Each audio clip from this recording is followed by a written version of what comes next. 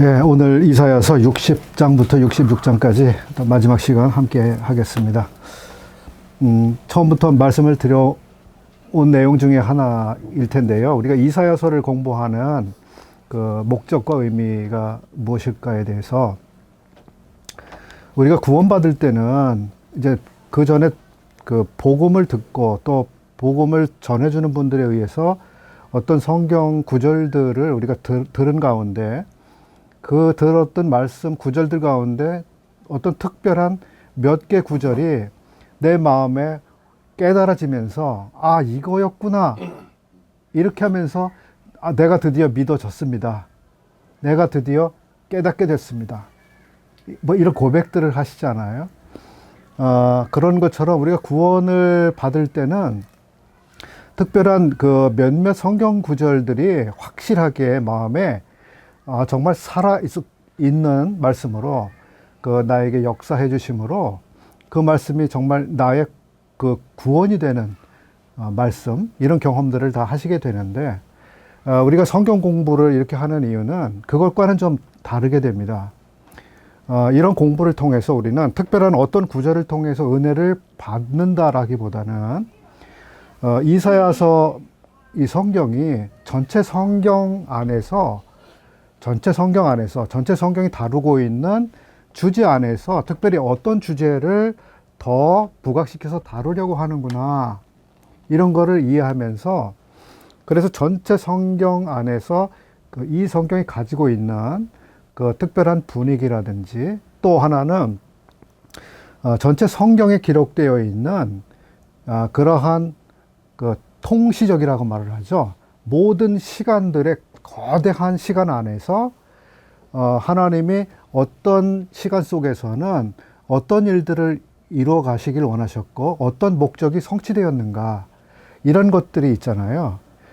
그런 것들을 우리가 부분들을 이해함으로써 전체 하나님의 시간이 어떤 식으로 경영되어 가고 있는지를 우리가 이해하는데 또 도움이 되는 거죠. 이사야서를 통해서 우리가 또 그런 하나님의 전체 시간, 전 인류에 대한 큰 그림 안에서 하나님이 그 시대에 무엇을 하고자 하셨는가, 이스라엘 통해서, 그리고 그것이 오늘날 우리에게 있어서는, 신약에 있어서는 어떤 식으로 그 흐름이 이어졌고 지금 우리들에게는 어떤 관련성을 맺고 있는가, 이런 것들을 입체적으로 우리가 생각해보고 이해함으로써 성경 전체에 대한 통일성 있는 이해, 이런 것들을 형성하는데 굉장히 도움을 준다고 생각이 됩니다. 그래서 성경이 다루고 있는 다양한 주제들이 있겠죠. 죄에 대해서, 구원에 대해서, 형벌에 대해서, 의에 대해서, 하나님의 통치에 대해서 다양한 주제들이 있는데, 그러한 우리가 마땅히 알아야 될 주제들에 대해서 우리가 이해해 가는데 상당한 그 도움을 가져올 것입니다. 이런 것들을 통해서 과연 하나님은 어떤 분이신가, 우리가 알고 있는 하나님, 또 우리가 순종하고 드리는, 우리 자신을 드리는 이 하나님은 어떤 분이신가를 우리가 보다 큰 그림 안에서 이해하게 될 때 내 하나의 행동이나 내 하나의 결정이 하나님께 어떤 관련을 맺게 되고 하나님의 전체 역사 안에서 나의 지금 하려고 하는 그 이 목적은 얼마나 중요한 가치를 갖게 되는가, 이런 것들을 우리가 생각하고 이해하는데 굉장히 도움을 드릴 겁니다. 그래서 우리가 이사야서 공부를 이제 거의 마치는 단계까지 왔는데, 이제 이런 공부도 그런데 그 의의가 상당히 있다고 생각이 되는 거예요. 아, 나는 이사야서에서 내가 이 구절이 내가 특별한 것이 있을 수는 있지만 개인적으로, 그러나 이사야서에서는 특별한 어떤 구절을 우리에게 주시기 위해서 기록된 것은 아닌 거죠. 그 전체 하나님의 그림 안에서 우리가 이사야서를 그 이해해 가는 것, 이런 게 필요하다, 이런 생각을 할 수 있다고 생각됩니다. 오늘 60장 이제 보겠는데요.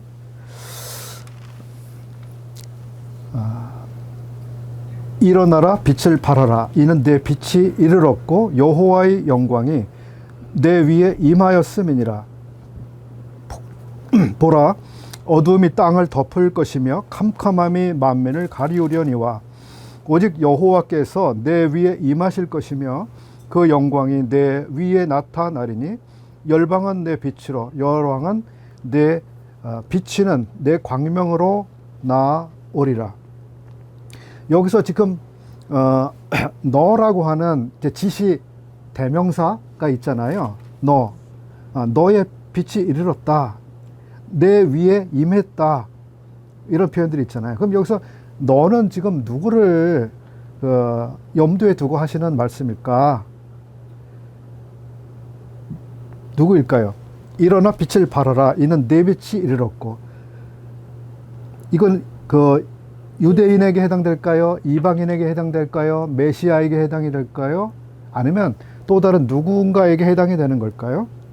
근데 여기서 지금 말씀하시는 너의 빛은 말하자면 유대인 잔존자, 즉 경건한 유대인들을 염두에 두고 하는 말인 거예요. 계속 말씀을 드려왔지만 그러니까 유대인 잔존자들, 남은 유대인들이라고 하는 것은 그냥 혈통적으로 아브라함의 후손으로 혈통적으로 쭉 이어온 그것의 의미가 있는 것이 아니고, 또는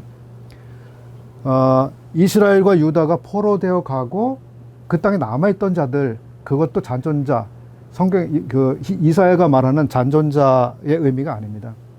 이사야가 계속 이 잔존자를 향해서 지금 이야기하는 거거든요.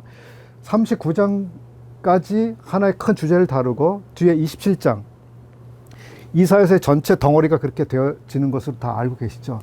그 전체 덩어리 안에서 그 후반부에서 지금 염두에 두고 계속 메시지를 전할 때에 그 유대인들은 이 잔존자들이에요. 경건한 유대인들. 그러니까 메시아 예수 그리스도를 마음에 인정하고 받아들이게 되는 사람들을 말하는 겁니다. 이게 유대인 잔존자들이고 바로 경건한 사람들이에요. 그래서 구원받은 유대인들을 향해서 일어나라 빛을 발하여라. 이는 내 빛이 이르렀고 여호와의 영광이 임했기 때문이다. 그래서 3절에 보시는 것처럼 구원받은 이스라엘 사람들, 이건 아마 이제 지금도 일부는 해당되는 사람도 있겠지만 예수 그리스도께서 다시 오시게 됐을 때에 예수님을 영접하고 환영하고 그분을 인정하고 그분을 믿고 따르게 되는 그 사람들인데, 그래서 그 사람들에 대해서 3절에서 열방은 너의 빛으로 열왕은 비치는 너의 광명으로 나오리라. 즉 경건한 유대인들을 하나님이 이런 하나님의 사역과 목적을 위해서 사용을 하시게 된다고 하는 겁니다. 즉 구원받은 이스라엘이 빛이 되는 거예요. 모든 열방, 모든 이방 나라들에게 하나님의 영광을 비춰내는 그 역할을 제대로 할 수 있게 되는 그 시대가 오리라고 하는 겁니다. 그 4절에서도 이제 계속 그러한 맥락이 이어지고 있는데요. 내 눈을 들어 사면을 보라. 무리가 다 모여 내게로 오느니라. 그러면서 여러 나라들, 열방들에 대한 이야기들이 나옵니다. 5절 볼까요? 그때에 내가 보고 희색을 바라며 내 마음이 놀라고 또 화창하리니 이는 바다의 풍부가 내게로 돌아오며 열방의 재물이 내게로 옴이라.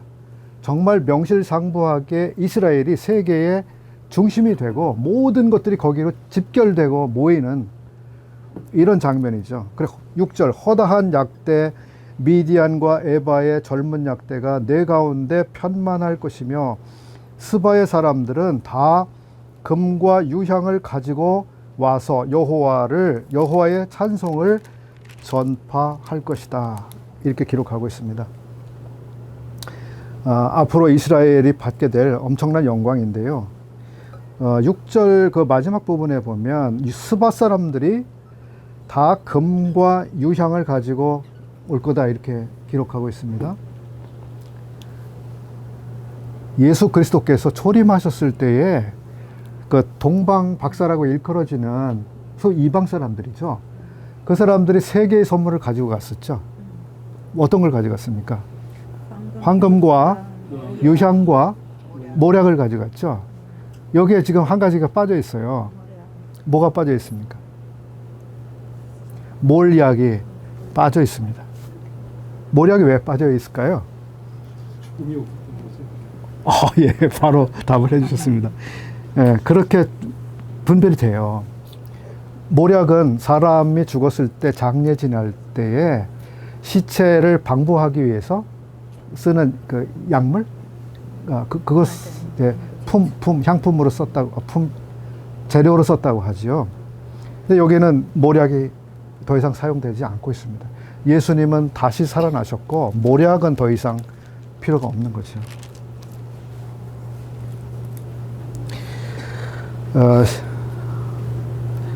넘기셔서 14절 보시죠. 60장 14절. 예. 가만히 계시면 심심하실 테니까 박석환 형님 한번 14절만 한번 읽어주시죠.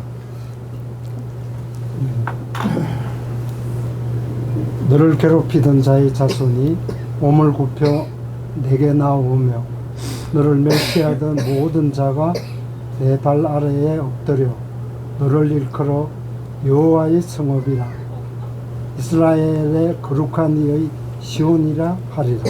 예. 사람들과의 관계, 또 국가들 안에서의 관계에 있어서 그 이스라엘이 정말 그 존경스러운 존엄이 있는 이러한 그 국가로 회복이 되는 장면이죠. 시온이라고 하는 단어를 한번 주목을 해보시고요. 이 시온이라는 말이 66장까지 가면서 여러 번 반복해서 나옵니다.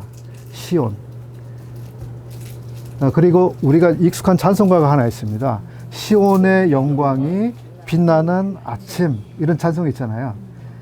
그 찬송이 담고 있는 무엇을 묘사하려고 했는지 우리가 그 이 부분을 66장까지 읽어보면 이사야가 말했던 시온의 영광이 도대체 무엇인가를 아주 뭐랄까 사실적으로 우리가 느낄 수 있어요.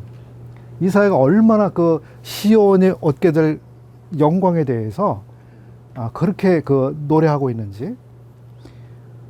이스라엘의 거룩한 자의 시온이라 하리라.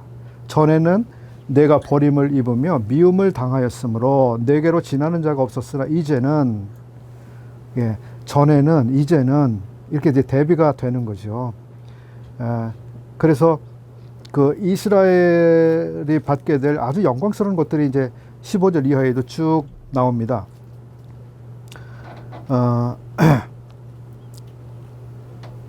19절 보겠습니다. 우리 한경 형제님 한번 읽어주시고요. 20절까지 19절, 20절 한번 읽어주시죠.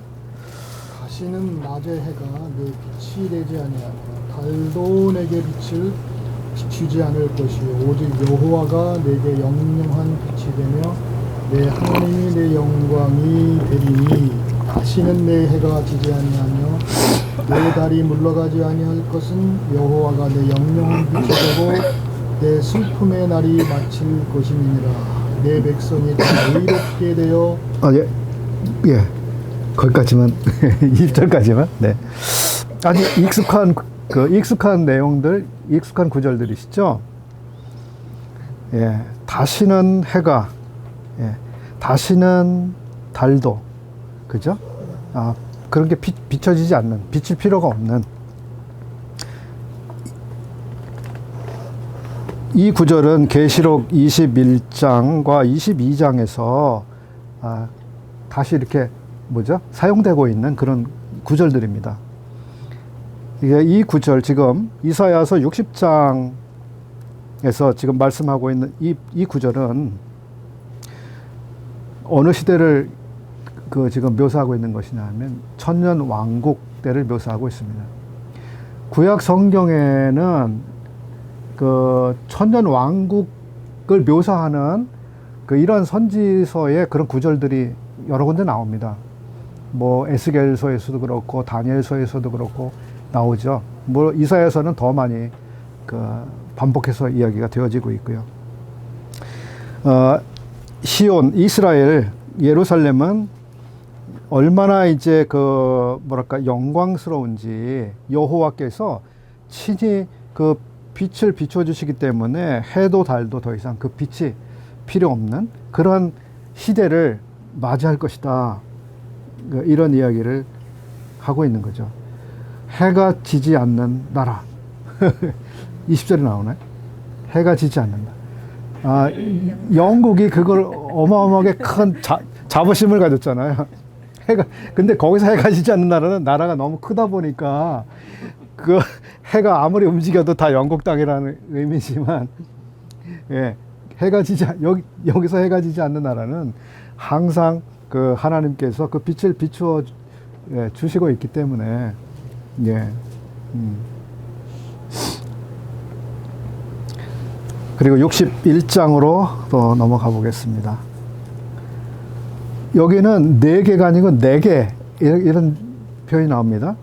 주 여호와의 신이 내게 임하셨으니 이는 여호와께서 내게 기름을 부으사 가난한 자에게 아름다운 소식을 전하게 하려 하심이라.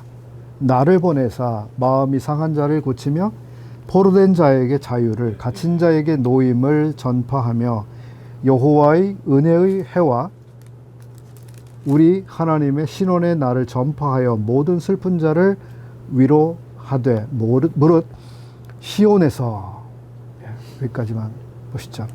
여기 나라고 하는 게 나오잖아요. 나가 누구일까요? 여기서는 나. 여기서 나는 바로 그 예수 그리스도 메시아를 말씀하고 있는 것이죠. 예. 우리 주님께서 오셨을 때 이 구절을 직접 찾으셨어요. 누가복음 4장을 보시면 예수님에게 두루마리를 갖다 줬습니다. 두루마리 책을 맡은 회당의 당번이라고 할까요? 책임자가 있어요. 두루마리. 근데 이사야서를 그날 읽는 안식일이었어요. 이사야서 두루마리를 예수님 앞에 딱 갖다 줬는데 예수님이 두루마리를 쫙 펴가지고 그 두루마리가 몇 미터짜리일까요? 이 66권이 다 들어있기 때문에 두루마리가 양피지가 한두 장으로 될 게 아니잖아요. 길어야 되고요. 근데 그 두루마리 중에서 예수님이 의도적으로 딱 찾으신 거예요. 딱 찍어서 여기를 찾아서 읽으셨다 이렇게 돼 있는 거예요. 그냥 오늘 몇 페이지 펴보니까 오늘 이게 여기 좋겠네 읽겠습니다. 이게 아니고 의도적으로 그날 그 본문을 딱 찍어서 읽으신 거예요. 누가복음 볼까요? 누가복음 4장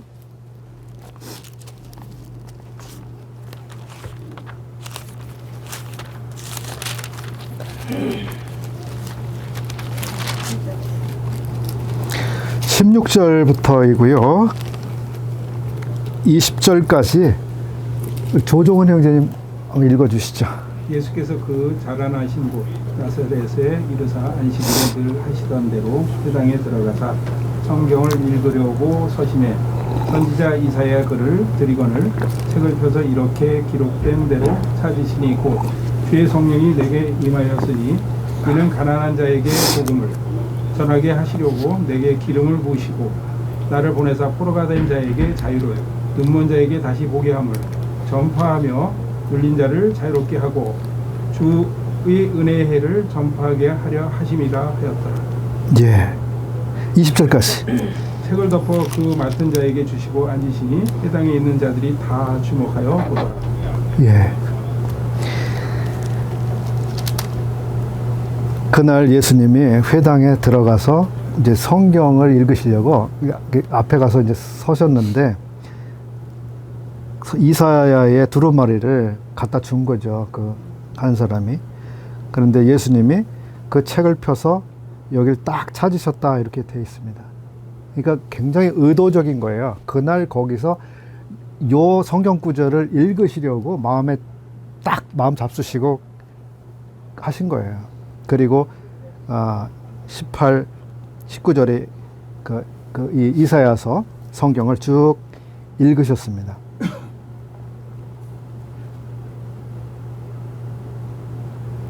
자, 예수님께 초림하셔서 이 구절을 읽으셨는데요. 그리고 이 구절을 예수님께서 본인의 사역에 또 사용을 하셨습니다. 이날 이사야서를 인용하셨을 뿐만 아니라 사람들, 특히 그 세례 요한이 목 베이기 전에 그가 감금되어 있었잖아요. 감옥에. 감금되어 있으면서 세례 요한이 예수 그리스도의 하나님의 어린 양이로다, 보라 하나님의 어린 양이로다라고 증거했던 세례 요한이 감옥에 갇히고 예수님께 대한 의심이 생기게 됐죠. 그래서 자기 제자들을 보내서 예수님에게 질문을 합니다. 뭐라고 질문하죠? 예, 당신의 메시아입니까? 우리가 그 오실 메시아를 더 기다려야 합니까? 그때 예수님이 답을 하시죠. 제자들 편에 요한에게 답을 보냅니다.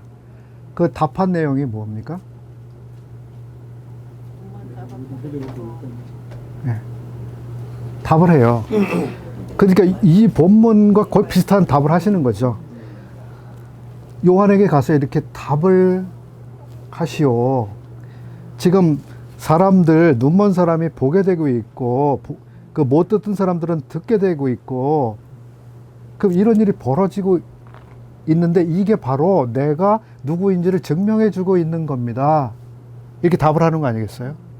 즉 예수님이 눈을 보게 하고 또 귀 못 듣는 사람이 듣게 되고 안전뱅이가 일어나고 이 일들은 단순한 기적이 아니라 이사야가 구약 성경에 예언했던 그것이 지금 나를 통해서 성취되고 있다고 하는 증거를 갖다 준 거예요. 그러니까 흔들리지 말라고 한 거죠.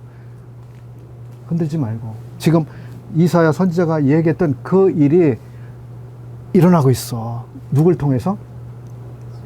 지금 당신이 흔들리고 있는 그 예수라고 하는 그분을 통해서 일어나고 있어. 그걸 증명해 주는 거죠. 그러니까 예수님은 회당에서 그 말씀도 인용하셨고 본인의 사역에도 또 적용을 하신 거예요. 그런데 누가복음 4장을 예수님께서 읽으시면서 이사야서 61장 1절에 상반절까지만 읽고 인용을 의도적으로 또 멈추셨어요. 61장 2절 이사야서 하반절에 어떤 게 있습니까? 우리 하나님의 신원의 날을 전파하여 모든 슬픈 자를 위로한다. 요 구절을 회당에서 예수님이 안 읽으신 거예요. 누가 보면 지금 봐보세요. 그죠? 은혜의 해를 전파한다고 돼 있죠. 그리고 마치시고 책을 덮으셨죠.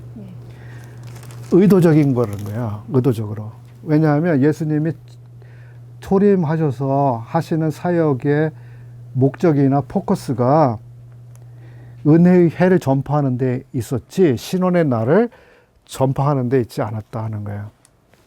신원의 날이 뭐예요? 복수, 보복, 달리 말하면 심판이에요. 그러니까 예수님이 심판에 대해서 그날 의도적으로 이야기를 안 하시고 오히려 하나님의 은혜가 임했다고 하는 지금은 은혜 받을 만한 때라고 하는 것을 부각시키신 거예요.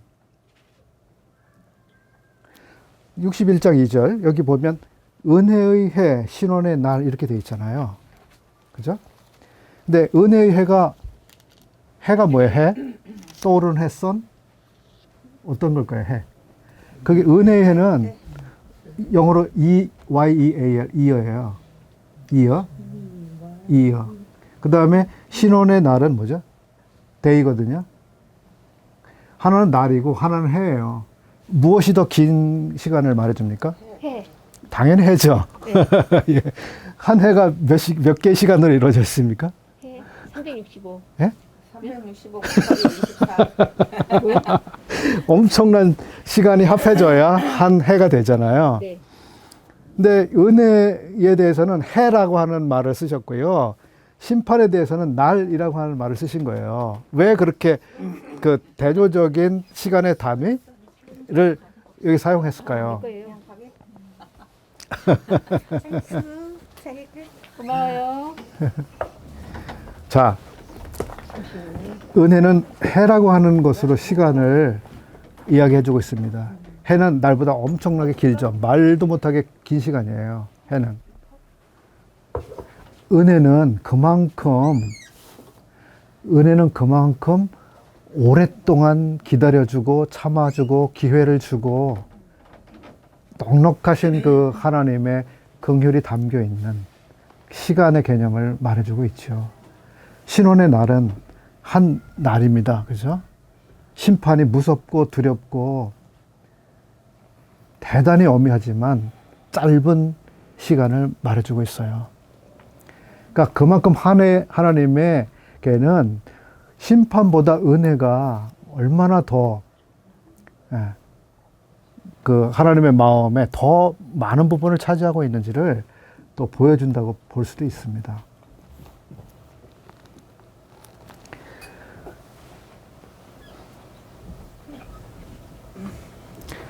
예, 그러면서 우리 3절 보겠습니다. 61장 3절. 무릇 시온에서 슬퍼하는 자에게 화관을 주어 그 죄를 대신하며 희락의 기름으로 그 슬픔을 대신하며 찬송의 옷으로 그 근심을 대신하시고 그들로 의의 나무 곧 여호와의 심으신 바 그 영광을 나타낼 자라 일컬음을 얻게 하려 하심이니라. 이 시온이라는 말이 제가 이사야서를 이번에 공부하기 전까지는 그냥 시온은 뭐 이스라엘을 말하는 거지 뭐 시온은 예루살렘 성을 말하는 거지 뭐 이게 이런 정도로 다가오지 않았는데 이번에 이사야서를 이제 공부를 하면서 이 시온이라고 하는 게 얼마나 하나님에게 정말 마음을 설레게 할 정도로 그렇게 하나님 마음의 중심에 가득 차 있는 그런 도성인가 이런 생각을 했어요. 그리고 이 시온을 사랑하시기 때문에 시온에 하나님 눈이 항상 거기 가 있는데 이 시온을 하나님이 앞으로 영광스럽게 회복시키실 것을 이사야 선지자가 보면서 계속 이야기를 합니다. 앞으로 또 이제 66장까지 여러 번 나와요. 그런데 우리는 누구예요? 시온 백성들인가요? 어떤 백성들입니까? 우리는 땅에 있는 시온이 아니라 하늘에 있는 예루살렘, 하늘에 있는 시온에 속해 있는 거예요. 그러니까 땅에 있는 시온도 엄청난 영광으로 하나님이 변화시켜 주실 거거든요.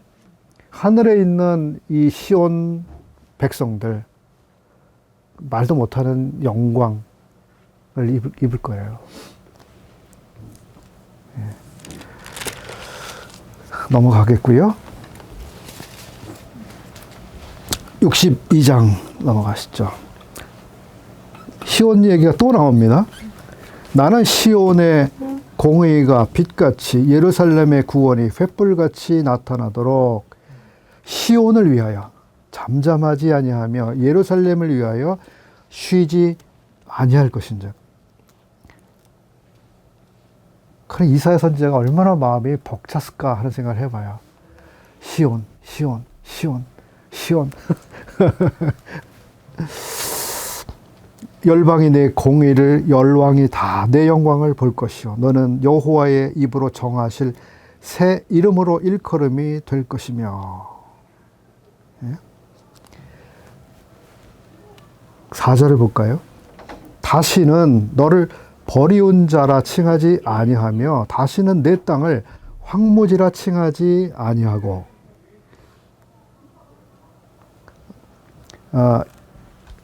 선지자들이 이스라엘의 그 역사가 전개될 장면들을 볼 때에 이스라엘과 유다는 하나님의 심판을 피할 수 없는 아주 죄로 가득 찬 불순종과 우상과 부정함으로 가득 차 있는 곳이 되었는데요. 그렇기 때문에 하나님이 아주 맹렬히 그 노를 쏟아 부을 수밖에 없는 무서운 심판이 그들을 기다리는 이걸 보았던 거예요. 그러나 거기서 끝이 아니라 하나님이 그 시온을 얼마나 놀랍게 회복시키실 건지를 내다본 거거든요. 예.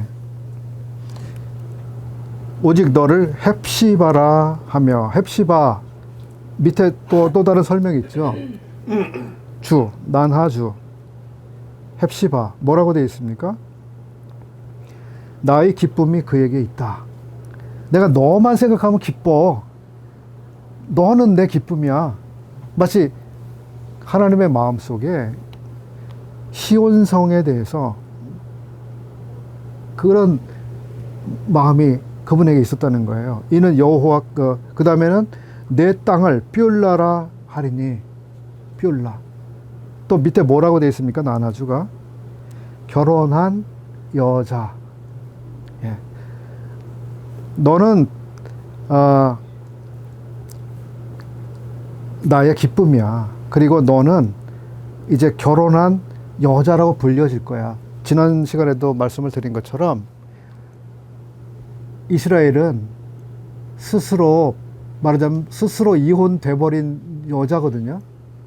스스로 이혼이 돼 버린 거예요. 근데 하나님은 나는 너와 이혼한 사실이 없다. 이혼 증서를 내가 너에게 써준 일이 없는데 네가 스스로 그냥 이혼을 해버린 거다. 그래서 지금 남편 없는 여자가 되어 있는 상태. 그게 지금까지의 이스라엘이에요. 이스라엘 망할 때부터. 지금도 이스라엘은 남편 없는 여자 상태인 거예요. 남편 없는 여자로 제가 안 살아봐서 모르지만 그게 얼마나 그 슬픈 것을 말해주는지. 고생이잖아요. 그렇죠. 고생. 뭐 생존해야 되는 것도 자기 스스로 해결해야 될 뿐만 아니라 수많은 종류의 뭐 음해와 공격과 오해와 뭐 서러움이 얼마나 많습니까? 네. 예. 그걸 다 당해야 되는 게 남편이 없는 상태의 여자거든요. 말도 못하는 서러움이 있는 거죠. 근데 이제는 결혼한 여자, 뭐예요? 남편의 완전한 보호와 배려와 공급과 또 아름답게 만들어주는 그런 것과 이게 있는 여자가 이제 된다는 걸 의미하죠. 이는 여호와께서 너를 기뻐하실 것이며 내 땅이 결혼한 바가 될 것임이라. 근데 그 땅에서 부름받은 그 이스라엘, 그리고 그 땅에 대해서도 이런 놀라운 약속을 하고 계시는데요. 이스라엘이 결혼한 여자가 되고 또 시온, 예루살렘 그 땅이 결혼한 땅이 되고, 그런데 결혼하게 될 교회는 어떤 영광을 얻게 될 건가? 비교할 수 없는 영광이죠.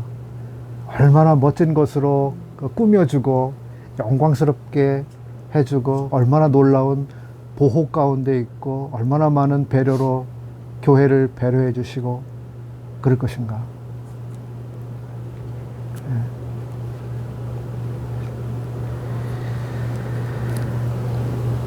63장으로 보겠습니다. 갑자기 또 분위기가 근데 좀 바뀝니다, 이제. 에돔에서 오며 홍의를 입고 보스라에서 오는 자가 누구뇨? 그 화려한 의복 큰 능력으로 걷는 자가 누구뇨? 그는 내니 의를 말하는 자요 구원하기에 능한 자니라. 어찌하여 내 의복이 붉으며 내 옷이 포도즙 틀을 밟는 자 같으뇨? 만민 중에 나와 함께한 자가 없이 내가 홀로 포도즙 틀을 밟았는데 내가 노함을 인하여 무리를 밟았고 분함을 인하여 밟았으므로 그들의 선혈이 내 옷에 뛰어 내 의복을 다 더럽혔음이니 이는 내 원수 갚는 날이 내 마음에 있고 내 구속할 해가 왔으나 내가 본즉 도와주는 자도 없고 붙들어주는 자도 없으므로 이상히 여겨 내 팔이 나를 구원하며 내 분이 나를 붙들었음이라. 여기 나라고 하는 존재가 나오죠. 나. 누구일까요? 예수님. 예, 다시 오시는 예수님이죠. 근데 이 예수님이 어디서 온다고 되어 있습니까? 에돔. 예? 보스라. 어디서 온다고요? 에돔에서, 에돔. 보스라에서 이렇게 되어 있죠. 1절에. 에돔이 어디죠? 에돔? 그 이스라엘이 가운데 있으면 에돔은 그 이스라엘로부터 오른쪽에 있는 몇 개의 그 열국 중에 한 나라예요. 밑에서부터, 즉 이스라엘과 맨 남쪽에 거의 맞닿은 곳이 에돔입니다. 그 다음에 거기서 중간쯤 올라왔을 때 그 오른쪽에 있는 열국이 나라가 모압이고요. 그리고 그 위쪽에 있는, 즉 이스라엘의 그 북쪽에 해당되는 그 오른쪽, 그 동편에 있는 데가 네. 요르단, 그 뭐죠? 암만이죠. 암몬이에요. 예. 이런 식으로 저는 그냥 약자로 암 네. 이렇게 외웠어요. 그냥 에돔, 모압, 암몬 이렇게 잘 안 외워져서 암 이렇게 외웠는데 에돔에서부터 온다고 되어 있습니다. 에돔. 왜 그 이 심판하시는 분이 엄청난 이 피를 튀기고 그러면서 에돔에서부터 오시는가? 여기 보스라는 에돔의 수도예요. 예, 에돔의 그 도시 중에 한 나라죠. 근데 에돔에서 왜 오실까요, 이분이? 첫 가문이어서 그럴까요? 예, 에돔은 그 우리 예언서에서 우리가 반복해서 보는 것이 하나님의 그 심판을 받는 일에 있어서 꼭 빠질 수가 없는 나라 중에 한 나라예요. 근데 이 에돔이 그 유다가 멸망할 때에 어떻게 반응했는지 혹시 기억하세요? 약한 자를 뒤쫓아서 예, 그 뒤쫓아가서 예, 예, 예. 에돔이, 나발일까요? 예, 맞아요. 에돔이 그렇게 써요. 유다가 처참하게 멸망을 했을 때에 예. 박수를 치면서 아하 좋다 막 이랬어요. 세상에 남이 망해가는데 막 잘 됐다고. 피눈물 나는데. 예, 그게 에돔이에요. 근데 이 에돔은 누구의 후손이에요? 에서의 후손이에요. 세상에. 에서가 어떤 사람이에요? 성경에서 보면 에서는 예. 그래서 마음에 하나님 두기를 싫어하는 사람의 대표 사람이에요. 망령된 자. 그렇죠. 그걸 망령된다라고 말합니다. 망령된다는 말은 마음에 하나님이 안 계신다 이런 말이에요. 그러니까 하나님 없이 사는 거, 하나님 없이 그냥 자기가 용맹스럽게 남과 싸워서 사냥을 해서 짐승들을 잡아 죽이고 그 고기를 먹는 이게 대표적인 이미지거든요. 이 에돔에서 이제 보복을 하시고 거기서부터 오시는 거예요. 예수님께서. 이게 지금 신원의 날에 대한 하나의 묘사입니다. 날. 예. 즉, 심판하시는 날. 그 윌리엄 맥도날드 형제님이 이렇게 기록을 했어요. 그분의 나라를 세우기 위해 오실 때 먼저 그 대적을 멸하셔야 한다. 한 단계는 아마겟돈 골짜기에서, 또 다른 한 단계는 여호사밧 골짜기에서, 그리고 또 다른 한 단계는 에돔에서 일어난다. 이렇게 기록하셨는데요. 정말 통찰력이 있다고 생각이 됩니다. 우리가 예수 그리스도께서 재림하셔서 이 심판을 진행하시는 그것에 대해서 세 가지 국면이 보여지는 거예요. 아마겟돈 골짜기에서, 요거는 계시록 16장 16절에서 나오고 있는 말씀이고요. 여호사밧 골짜기에서 심판하신다는 말은 요엘서 3장 12절에서 말씀한 거예요. 그리고 에돔에서, 요것은 이사야서에 우리가 보시는 대로 요대로입니다. 그럼 우리가 아마겟돈 그러면 뭐가 생각이 나세요? 아마겟돈. 그 마지막 그 전쟁, 이스라엘을 쟁취하기 위해서 싸우게 되는 그 마지막 전쟁 이렇게 인식이 되잖아요. 그리고 그 아마겟돈 전쟁이 일어났을 때 그 여호와께서 그 어린 양이죠. 어린 양께서 이 군대를 한 번에 다 그냥 멸하시잖아요. 그 여호사밧 골짜기는 이것도 구약적 개념이 들어가 있는 거죠. 요엘서 3장 12절인데 여호사밧 골짜기는 심판의 골짜기를 말하는 겁니다. 심판. 이 여호사밧 골짜기는 이스라엘에 대한 심판도 해당이 되고요. 열방에 대한 심판도 해당이 돼요. 아마겟돈에서는 모든 열방 군대들을 하나님이 박살을 내시는 이런 장면이 기록되어 있다면 여호사밧 골짜기에서 이루어지는 심판은 열방도 다 심판을 받지만 이스라엘도 그 심판이 이루어지는 장면이 기록되어 있죠. 예수 그리스도께서 다시 오시게 될 때에 이스라엘이 엄청난 모든 열방들에 의해서 완전 포위되고 엄청난 압박을 받게 되는 거거든요. 공격에 이제 직면하게 되고, 예, 그런 상태. 그래서 이 열국 군대들에 의해서 이스라엘이 막 그냥 엄청난 이 파괴되는 장면, 그 상황 속으로 막 밀려 들어가는 이런 일들이 여호사밧 골짜기와 관계가 되는데, 구약 열왕기에서 여호사밧 왕을 우리가 한번 생각을 해볼 수 있을 것 같아요. 여호사밧 왕이 어떤 전쟁의 위기를 겪었었는지, 이 여호사밧 왕, 여호사밧이 처했던 그 위기감, 연합군에 의해서 완전히 그냥 이렇게 아주 그냥 멸망당하기 직전 위기, 그걸 경험했던 그 왕이잖아요. 그러니까 여호사밧 골짜기에서 이 심판이 이루어질 때 또 한 번 이스라엘 전체가 완전히 진멸될 만한 위기감, 이게 이제 찾아오는 거죠. 거기서 이스라엘을 하나님이 또 구출하시는 그 멋진 드라마가 만들어질 겁니다. 에돔에서 지금 이게 피가 튀겨진 옷을 입고 나타나신 이분은 모든 육신적인 것들을 하나님 심판하신 것의 한 이미지를 생각해 볼 수 있습니다. 에돔은 아주 육신적인 걸 대표적으로 말해주는 거거든요. 육신적인 거. 모든 육신적인 나라들, 모든 육신적인 사람들, 하나님을 떠나서 육신대로 행한 모든 것들에 대한 심판.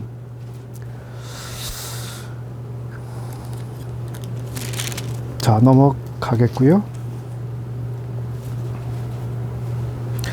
63장 15절부터 19절까지 여기는 기도를 하고 있습니다. 주여 보옵소서 하고 이제 기도를 하고, 또 돌아오시옵소서 하는 기도를 합니다. 이게 누가 하는 기도일까요? 혹시 읽어보고 오셨죠? 이사야 선지자가 기도를 하고 있는 거죠. 예. 이사야 선지자가 이스라엘을 위해서 기도하고 있는 내용입니다. 돌아오시옵소서, 돌아오시옵소서. 19절, 우리는 주의 다스림을 받지 못하는 자 같으며 주의 이름으로 칭함을 받지 못하는 자처럼 되어버렸습니다. 64장으로 넘어가서요. 6절 볼까요? 6절과 7절 아까 안 읽으신 분이, 예, 김영재님 한번 읽어주시죠. 무릇 우리는 다 부정한 자 같아서 우리의 의를 다 더러운 옷 같으며 우리는 다 잎사귀같이 시들므로 우리의 죄악이 바람같이 우리를 몰아가나이다. 주의 이름을 부르는 자가 없으며 스스로 분별하여 주를 붙잡는 자가 없사오니 이는 주께서 우리에게 얼굴을 숨기시며 우리의 죄악으로 말미암아 우리가 소멸되게 하셨습니다. 예. 그러니까 이사야 선지자가 볼 때에 하나님 앞에 기도를 하면서 이스라엘이 하나님으로부터 완전히 버려져 있고 하나님이 우리를 듣지 않으시고 보지도 않으시는 것 같이 그런 이제 참담한 마음을 느끼고 있는데요. 그러면서도 또 이스라엘 향해서 볼 때에 우리는 정말 다 부정한 옷처럼 이런 상태이고 우리는 정말 다 누더기 같이 더러운 옷 족과 같은 존재들입니다. 이렇게 되었음에도 불구하고 하나님의 이름을 부르는 자들이 없습니다. 이렇게 말하고 있는 거죠. 하나님을 찾지 않습니다. 이런 꼴을 당하고도 찾지 않고 있습니다.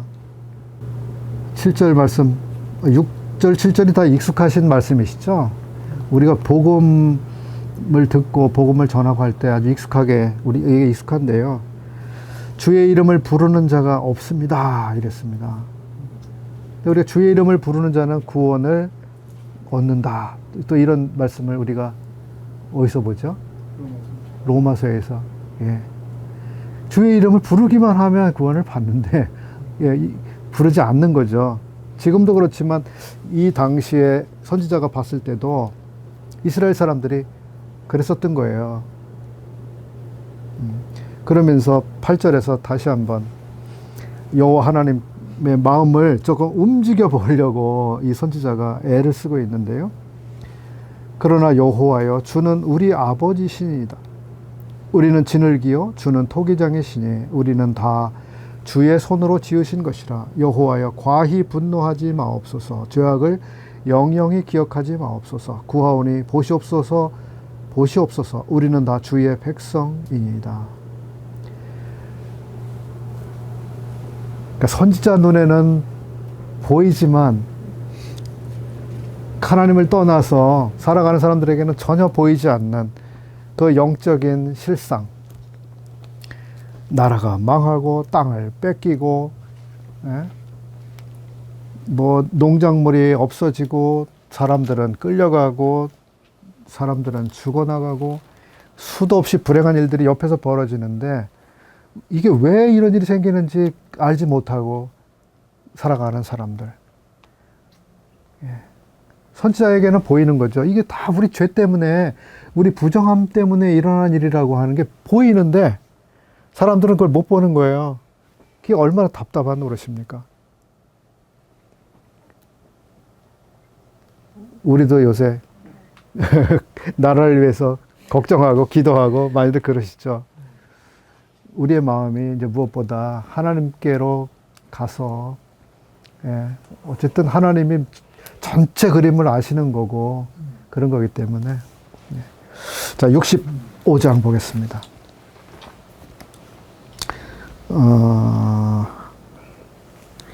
1절부터 5절까지 우리 서영숙 자매님 한번 읽어주시죠. 나는 나를 구하지 아니하던 자에게 물음을 받았으며 나를 찾지 아니하던 자에게 찾아냄이 되었으며 내 이름을 부르지 아니하던 나라에 내가 여기 있노라 내가 여기 있노라 하노라.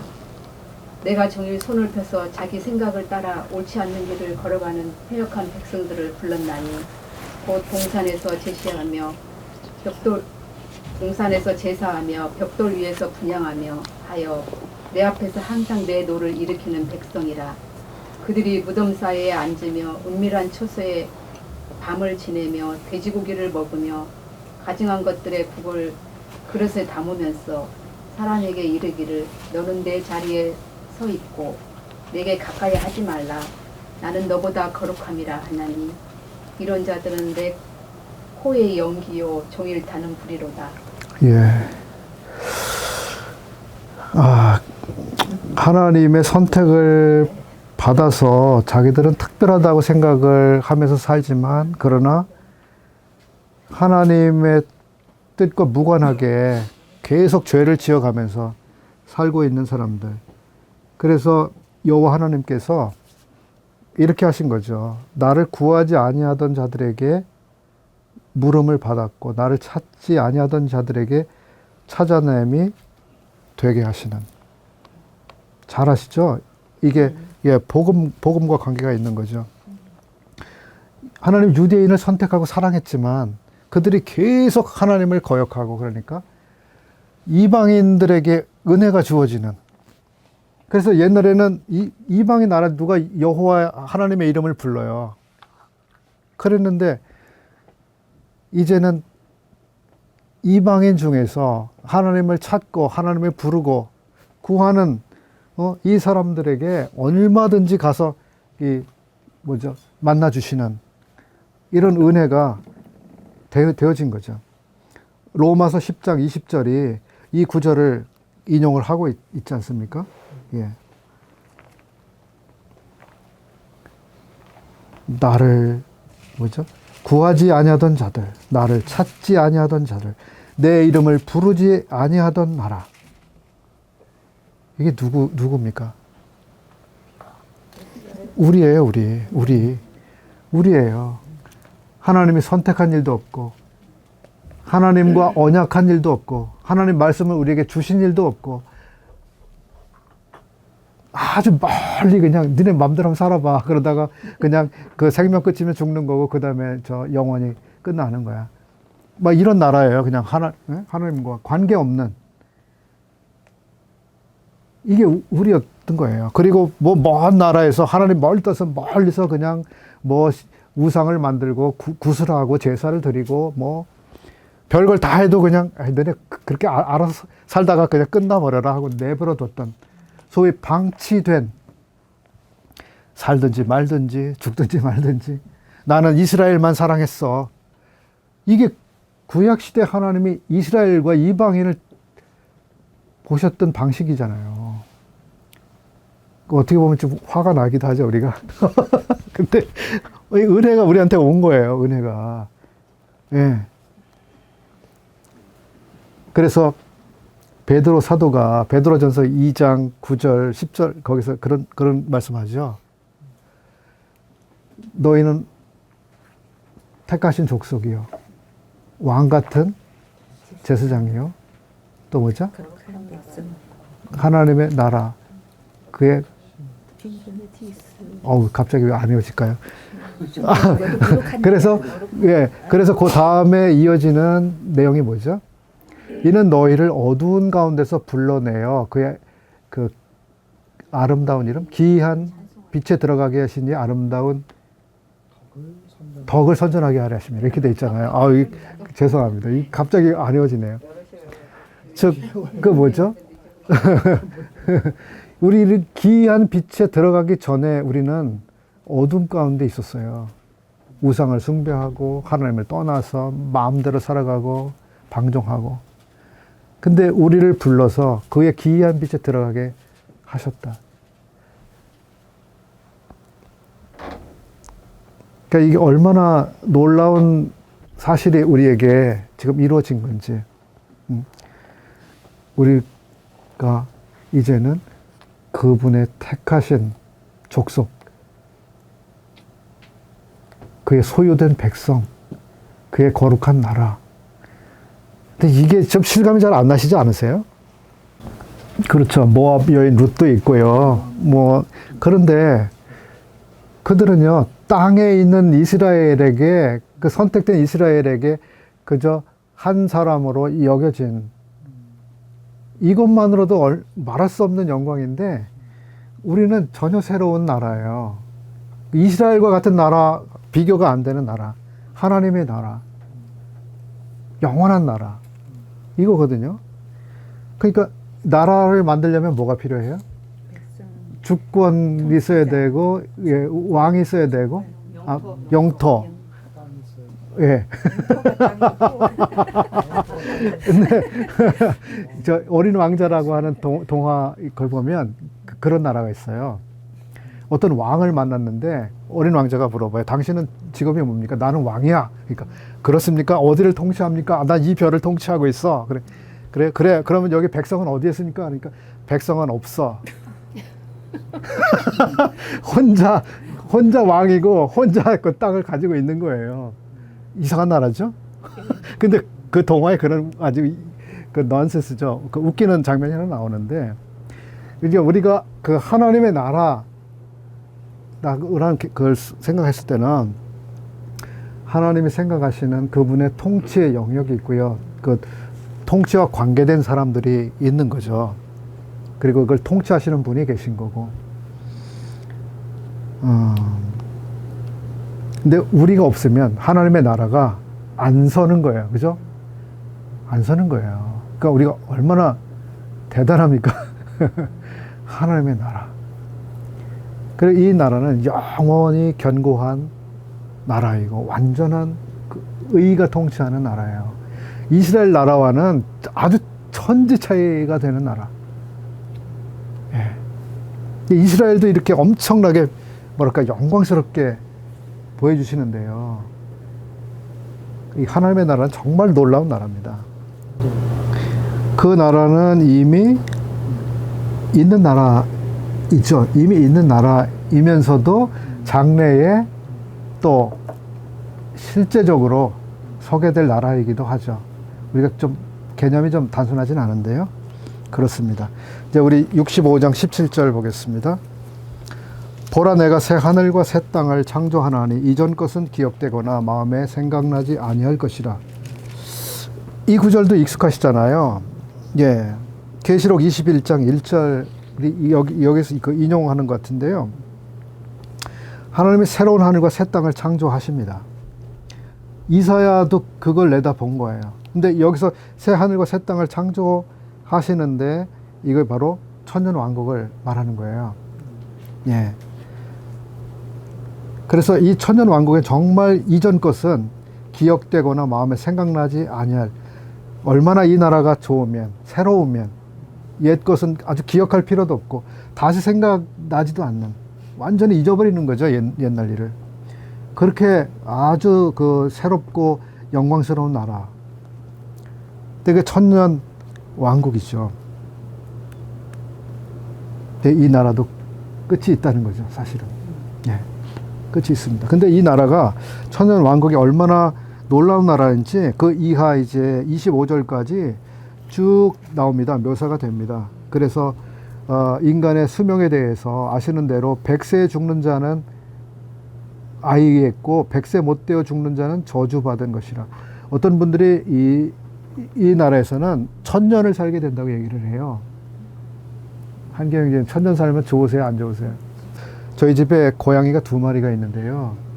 서로 얼마나 그 눈치 보고 힘겨루기를 하고 싸우는지요. 후다닥 무서워요. 이리와 어린 양이 함께 먹는데요. 이리와 어린 양은 사실은 한 존재는 사실은 포획자고 한 존재는 먹잇감이잖아요, 지금은.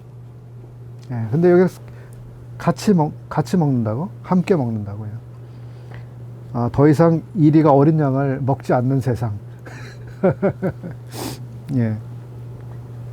야, 너 이제 안 먹어도 돼. 다른 걸 먹을 게 있어. 뱀은 흙으로 식물을 삼을 것이네. 예. 해함, 상함. 이게 그 비슷한 말 같은데 좀 다른 말이겠죠? 해한다는 말과 상한다는 말. 예. 아마 해한다는 말은 그 뭔가 공격자 입장에서 쓰는 말인가요? 해한다는 말? 상한다는 말은 그 공격당한 사람의 피해를 말하는 의미인가? 그러니까 죄가 들어오기 전의 상태로의 회복, 여기에는 그 하나님의 통치권에 대한 완전한 회복도 포함이 되고, 피조물들 사이의 화평, 하나님과 피조물들 사이의 화평, 그 다음에 그 죄가 오므로 인해서 그 수고라고 하는 게 생겨났잖아요. 수고, 저주와 수고가 생겼잖아요. 근데 이게 수고를 아무리 해도 가시와 엉겅퀴가 생기니까 일한 것의 소득은 항상 일한 것에 비례하지 않고 적은 것만 수확하는 게 지금 우리의 세계가 되지 않았습니까? 근데 이제 그러한 수고에 대해서 이제 뭐랄까 전혀 다른 상황이 되는 거죠. 정말 우리가 수고한 그대로 100% 뭔가 이렇게 결과물을 얻을 수 있는, 그리고 저주라는 것이 결국은 거기에는 뭐 아픔이나 그 사망과 같은 개념이 다 포함이 됩니다만, 모든 불행스러운 일들이 끝나는 것을 말한다고 볼 수 있겠죠. 예. 마지막 이제 66장 보시죠. 66장은 그 두 가지가 다 이렇게 그 묘사가 되고 있습니다. 하나는 그 장래에 이루어질 그 소망스러운 것과 함께 또 하나는 경계하는 내용도 함께 포함을 하고 있습니다. 66장 그 1절부터 4절까지 우리 강성수 자매님 한번 읽어주시죠. 목소리가 그 김선자 자매님이 먹진 목소리로 한번. 예. 예, 여호와께서 이와 같이 말씀하시되 하늘은 나의 보좌요 땅은 나의 발판이니 너희가 나를 위하여 무슨 집을 지으랴 내가 안식할 처소가 어디랴 나 여호와가 말하노라 내 손이 이 모든 것을 지었으므로 그들이 생겼느니라 무릇 마음이 가난하고 심령이 통회하며 내 말을 듣고 떠는 자 그 사람은 내가 돌 보려니와 소를 잡아 드리는 것은 살인함과 다름이 없이 하고 어린 양으로 제사 드리는 것은 개의 목을 꺾음과 다름이 없이 하며 드리는 애부는 돼지의 피와 다름이 없이 하고 분양하는 것은 우상을 찬송함과 다름이 없이 행하는 그들은 자기의 길을 택하며 그들의 마음은 가증한 것을 기뻐한즉 나 또한 유혹을 그들에게 택하여 주며 그들이 무서워하는 것을 그들에게 임하게 하리니 이는 내가 불러도 대답하는 자가 없으며 내가 말하여도 그들이 듣지 않고 오직 나의 목전에서 악을 행하며 내가 기뻐하지 아니하는 것을 택하였음이니라 하시니라. 예, 감사합니다. 이 단락은 그 유대인들 가운데 또 이방인들도 마찬가지지만 뭔가 이게 형식적인 제사, 형식적인 예배를 드리면서 우리가 이렇게 제사를 드리기 때문에 우리는 괜찮아. 이렇게 그 예배를 드리기 때문에 우리는 괜찮아. 이렇게 생각하는 사람들이 그 있는 거죠. 예, 그 소를 잡고 또 어린 양으로 제사를 드리는 이 사람들은 어떻게 보면 그 율법적으로 아주 옳은 제사를 드리는 것 같잖아요. 그러나 그렇게 제사 드려도 개의 목을 꺾는 것과 다름이 없대요. 예, 왜냐하면 그들이 그 잘못된 그 제사를 하고 있었던 거예요. 예, 여호와의 말씀에 귀를 기울이지 않는 거예요. 그냥 여호와 하나님께서 불러도 대답도 않고 못 들은 척하고 자기 멋대로 살아가면서 우리는 성전에 가서 소를 잡아드리고 양을 잡아드리고 했으니까 우리는 괜찮아. 이제 그런 생각을 가지고 그 사는 사람들에 대한 이제 경계를 지금 하시는 거죠.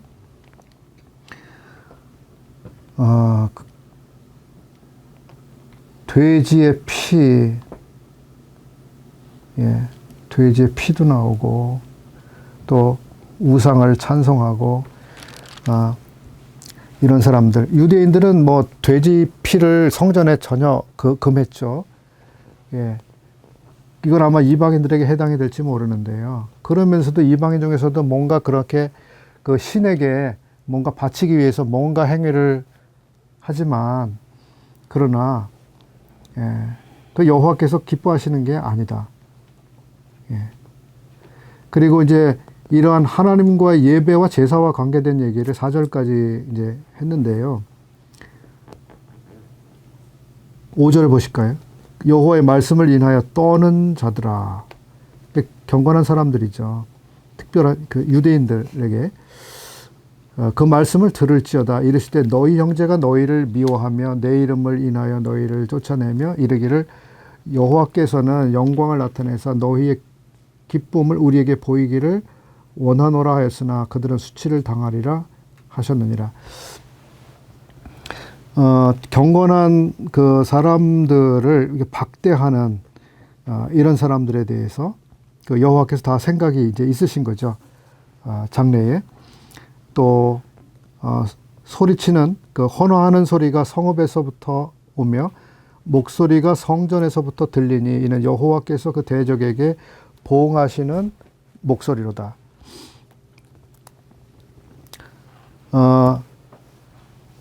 경건한 사람들이 이런 압제나 핍박을 당하지만 여호와께서 보응하실 이런 사실을 보여주고 있습니다.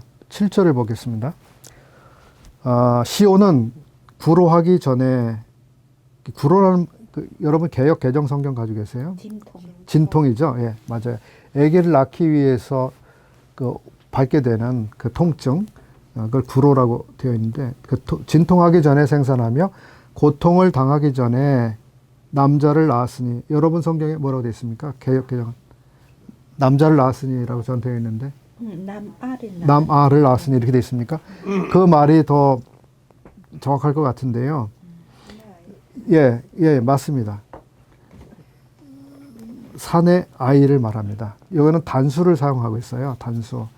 그래서 시온, 즉 유대인들, 경건한 경건한 유대인들에게서 아기를 낳는 산의 아이를 출생하는 걸 말하는 게 아니라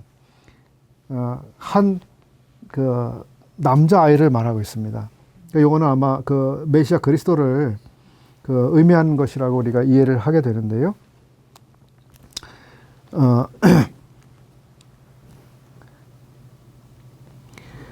예수님께서 남자 아기로 출생을 하셨잖아요.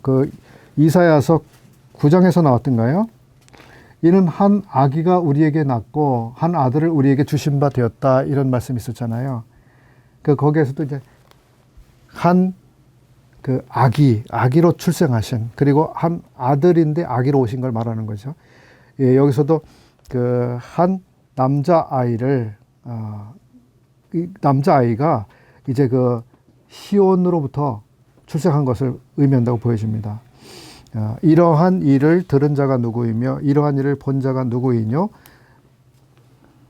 이러면서 예수 그리스도의 출생에 대해서 말씀을 하고, 이어서 나라가 어찌 하루에 생기겠으며 민족이 어찌 순식간에 나겠느냐.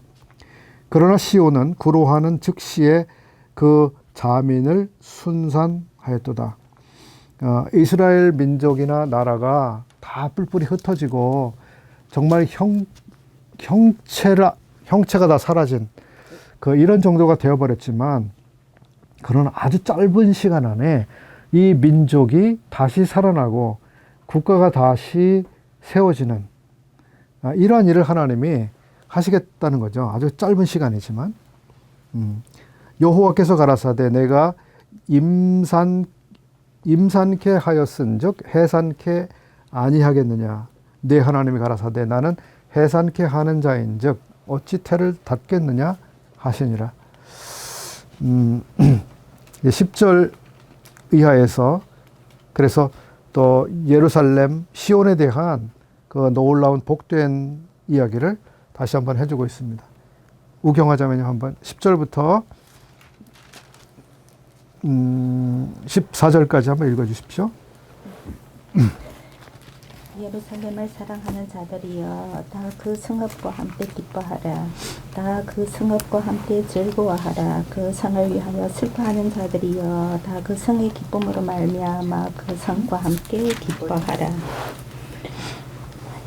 너희가 젖을 빠는 것 같이 그 위로하는 품에서 만족하겠고, 젖을 넉넉히 빤 것 같이 그 영광의 풍성함으로 말미암아 즐거워하리라. 여호와께서 이와 같이 말씀하시되, 보라, 내가 그에게 평강을 강같이 그에게 문 나라의 영광을 넘치는 신의 같이 주리니, 너희가 그 성읍에 젖을 빨 것이며 너희가 옆에 안기며 그 무릎에서 놀 것이라. 어머니가 자식을 위로함 같이 내가 너희를 위로할 것인즉 너희가 예루살렘에서 위로를 받으리니, 너희가 이를 보고 마음이 기뻐서 너희 뼈가 연한 풀의 무성함 같으리라. 여호와의 손은 그의 종들에게 나타나겠고 그의 진노는 그의 원수에게 더하리라. 예, 고맙습니다. 예루살렘에게 얼마나 복되고 즐거운 평화스러운 이런 장래를 하나님이 계획하고 계시는지 기록을 해주고 있습니다. 그리고 이제 20절 이스라엘 자손이 그 예물을 깨끗한 그릇에 담아 여호와의 집에 드림같이 그들이 너희 모든 형제를 열방에서 나의 성산 예루살렘으로 말과 수레와 교자와 노새와 약대에 태워다가 여호와께 예물로 드릴 것이요. 이제 천년 왕국이 되면 이스라엘이 이런 엄청난 회복을 입게 되고요. 또 하나님 앞에 그 예물을 어떻게 이렇게 드리게 되는지 이야기하면서 이때가 되면 이스라엘뿐만 아니라 그 18, 19절에도 있습니다.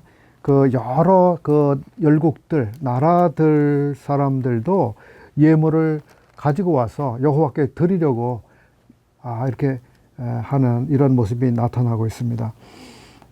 그래서 여호와 하나님께서는 정말 많은 나라들로부터 이렇게 그 예물을 받으시고 또 영광을 받으시는 이런 장례를 여기에 그려놓고 있습니다. 22절, 우리 24절까지 다 함께 읽겠습니다. 마지막 세 구절인데요. 예, 다 함께 읽겠습니다. 시작. 있을 것 같이 너희 자손과 이름이 항상 있으리라. 여호와가 내 월삭과 매 안식일에 모든 혈육이 이르러 내 앞에 경배하리라. 그들이 나가서 내게 패역한 자들의 시체들을 볼 것이라. 그 벌레가 죽지 아니하며 그 불이 꺼지지 아니하여 모든 혈육에게 가증함이 되리라. 예. 마지막 때에 이스라엘 그리고 그 열국들이 예물을 앞다투어서 이게 가져다가 드리는 이런 장면들이 나와 있고요. 여호와 하나님께서 지으시는 새 하늘과 새 땅이 그들 앞에 있게 되는데요. 그리고 그런 새 하늘과 새 땅이 있고 거기서 여호와께서 그 월삭마다 안식일마다 이렇게 그 예물을 받으시고 경배를 받으시게 되는데요. 정말 그분은 그 경배를 받으시기에 합당한 분이라고 하는 것을 이스라엘로부터 또 모든 그 나라들로부터 그렇게 확인이 되고 그런 예배를 받으시는 정말 하나님이 계셔야 되는 그 자리, 하나님이 높임을 받으셔야 되는 그 위치, 그것이 이렇게 그 확립이 되는 이런 장면이 보여지고 있습니다. 그래서 그 하나님은 이사야 선지자를 통해서 이스라엘이 심판을 받고 거기서 끝나는 게 아니라 그들을 다시 회복시키시고 회복되는 이스라엘 그리고 그들과 함께 또 은혜를 받게 되는 이방 나라들과 함께 예배를 받으시는 이 커다란 스케일의 이것을 진행시켜 가시는 이것을 우리가 이제 이사야서를 통해서 볼 수가 있습니다. 그러면서 이제 마지막 구절이 다시 한번 경고를 남겨주면서 이사야서가 마치고 있는 것입니다. 이 경건한 사람들이 나가서 패역한 사람들의 시체를 보게 될 것이다. 그래서 우리도 하나님 앞에서 이 경건한 실질적인 삶을 살도록 그렇게 우리의 마음을 항상 그 힘을 써야 하고 이 경건치 않은 시대에 경건치 않은 삶을 살면서 이 하나님에 대해서 무관심하고 그 하나님 앞에 패역한 삶을 계속해서 살아가는 이 세계에 대해서 우리가 또 어떤 책임감을 가지고 봐야 되고 그들에게 또 하나님이 이렇게 해주신 좋은 소식과 또 경고하시는 음성을 또 우리가 어떻게 전달을 잘 해야 될까 이런 고민을 우리가 함께 느끼게 되는 이런 말씀들입니다. 이사야서 전반적인 큰 골격 이런 것들에 대해서는 다음에 리뷰 시간에 조금 더 말씀을 드릴 수 있을 것 같고요. 오늘도 벌써 시간이 이제 많이 지나갔는데요. 이사야서를 처음부터 마지막 장까지 또 함께 어렵지만 따라오시면서 함께 공부해 주신 우리 형제 자매님들 그 수고에 감사합니다. 또 우리 형제 자매님들의 이렇게 함께 하시는 이것 때문에 또 저도 말씀을 더 이렇게 준비를 하면서 연구하게 되고 누구보다 제가 큰 도움과 은혜를 받았습니다. 우리 형제자매님들 감사하고요. 이런 기회에 또 우리가 함께 모여서 이렇게 할 수 있는 기회를 하나님이 주신 것에 대해서 감사를 드립니다. 이런 걸 통해서 우리가 하나님 말씀을 보다 통일성 있게 또 균형 있게 전체적인 맥락 안에서 또 하나님의 그 기쁘신 마음에 가장 그 본질적이고 가장 또 높은 부분에 있는 것이 무엇일까 이런 것들을 이해하는데 우리가 도움이 되셨기를 바라겠습니다.